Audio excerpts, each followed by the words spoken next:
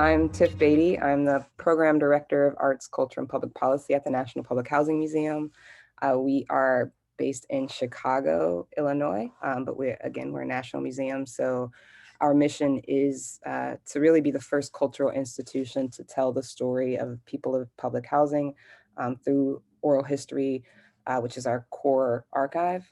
And we are a new museum, and so we are still building. And so this is a really critical point for us as we're starting to design what our exhibition spaces will look like, what our programming spaces will look like, and thinking about oral history as a way to not only collect information, but also build relationships in the community for it to be a community-centered museum with a social justice mission. So the program I'm going to talk about today is At Home, Ephemeral Monuments to Public Housing. And this is a fun story because it isn't actually a program that was supported by this process that we're doing with ABC and CCI, but that was sort of the fun, surprising element, is that we got a lot of really great connections to some of the things that we talk about in this space. And so I'd love to talk about that. But just to give a little bit of background and history, most folks are, I think probably everyone, safe to say, in this room is familiar with the uprisings that happened in the summer in 2020.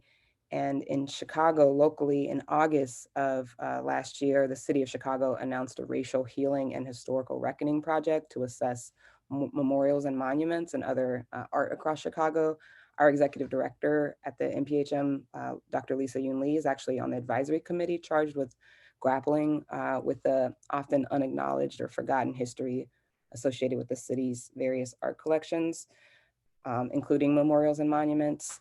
And so we've been grappling with this as a museum, and inspired by a local academic and sort of thought leader and critic in the space, Romy Crawford, who's at the School of the Art Institute. She has like this very, in my mind, forward-thinking perspective on monuments. She asks, why can't memorials and monuments be fleeting, slighter, less precious, less heroic? And what if the deeper knowledge of our histories was deemed just as important as the markers that commemorate them? So for us, thinking about this, we were super inspired by Dr. Crawford and the artists that her work engages. And one of those artists who works in this space is a local artist named Lauren Miranda. She also works with NPHM on various graphic design projects. So we engaged Lauren, who thinks about monuments and memorials and with the similar perspective that Romy brings with how can we make this history more alive and to really actually represent the deeper knowledge as opposed to just this static sort of symbol that is, ordained by the city or whatever that the institution is that deems it important. And so we actually had a collaboration between NPHM's oral historian, Shakira Johnson, and Lauren Miranda.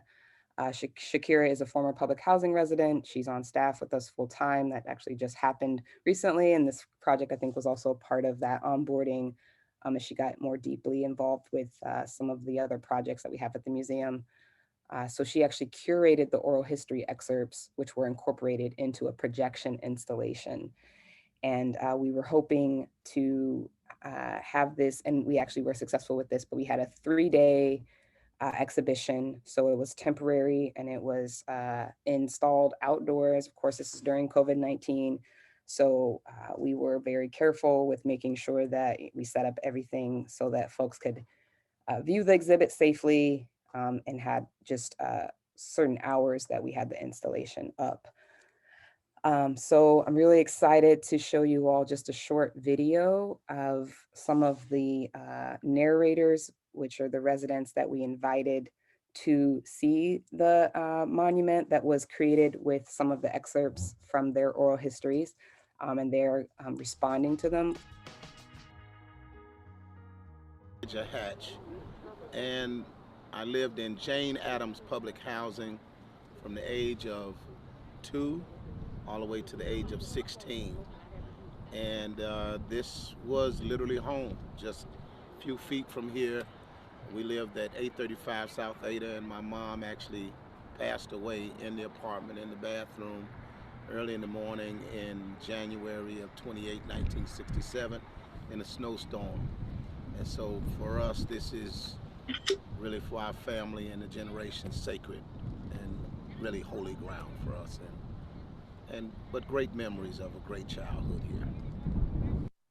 Oh, it was powerful for our family. Our sister Rhoda Jean Hatch was the oldest sister in our family of eight. I had seven sisters, and she passed away on April 4th, 2020, COVID and the pandemic.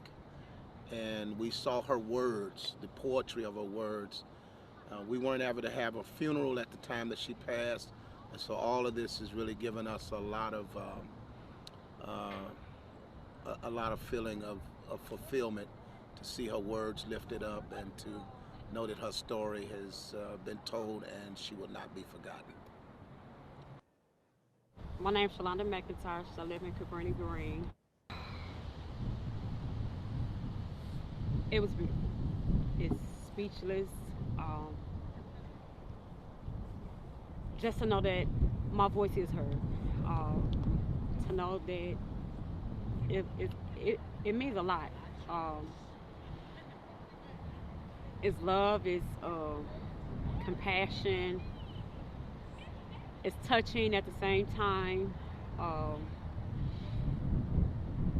whew, it's wonderful, marvelous.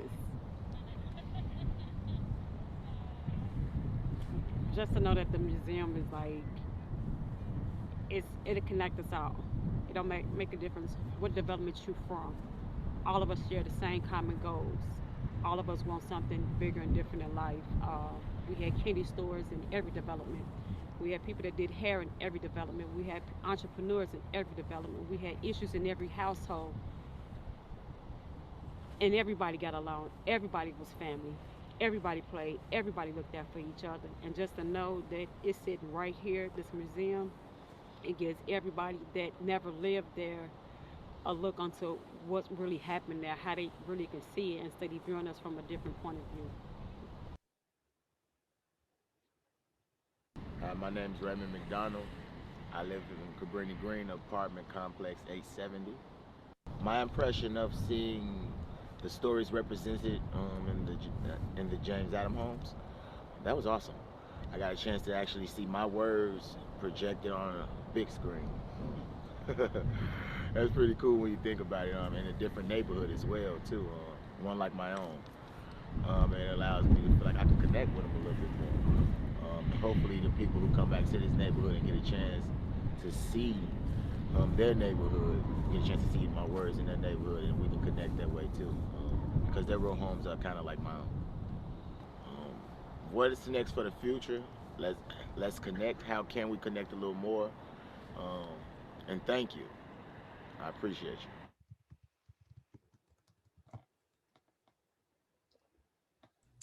Awesome. So I just have just a couple of more things to say and then I'll wrap it up. But just going back to Romy for a minute, I mean, one of the things that Romy says about the forgotten voices that are left out of our history is that those are actually the voices that are going to inform us into the future.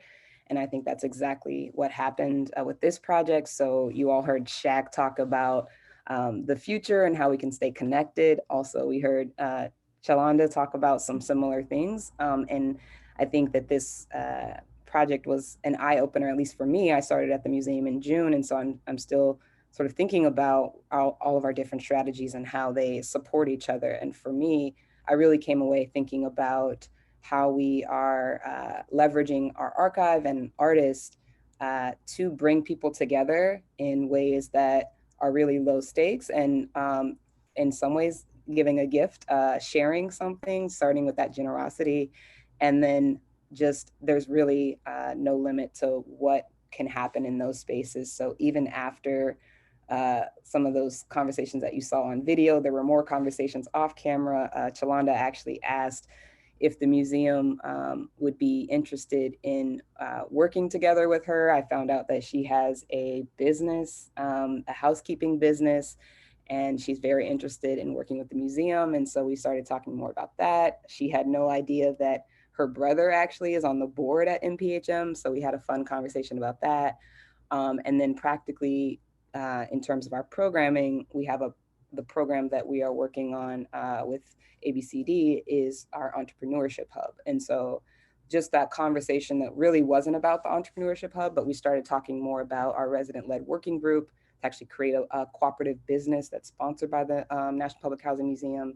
And Shalonda and several other residents who attended that event, we've stayed in contact, and they're actually a part of those groups now as well. So in terms of ladder of engagement, just really moving those folks into more leadership positions and being able to, yeah, just participate on a deeper level with the work.